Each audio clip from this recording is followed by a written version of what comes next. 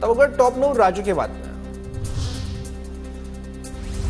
जय मालोकारच्या मृत्यूला मनसे जबाबदार। मालोकार 10 दिवसानंतर अजितदादा गटात येणार होता, त्यामुळे त्याच्यावर मनसे नेत्यांचा दबाव होता। अमोल मिटकरींचा गंभीर आरोप।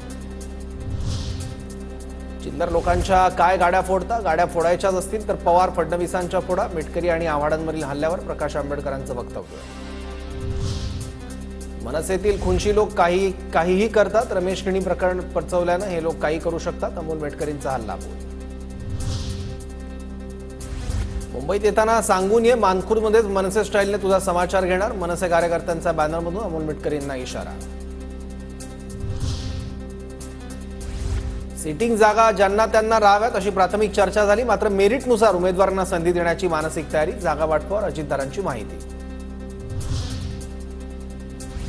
महायुतीच्या प्रमुख नेत्यांमध्ये जागा वाटपाबाबत चर्चा सुरू। मवियाच्या आधी महायुतीच्या उमेदवारांची पहिली यादी। जागा वाटपाबाबत मंत्री उदय सामंत यांची माहिती। मुंबई ठाण्यात लोकसभा निवडणुकीत संथगतीनं मतदान झाल्याचा ठाकरेंचा आरोप। अहवाल आयोगाकडे सादर। ठाकरेंवर कारवाईबाबतचा निर्णय पुढील आठवड्यात।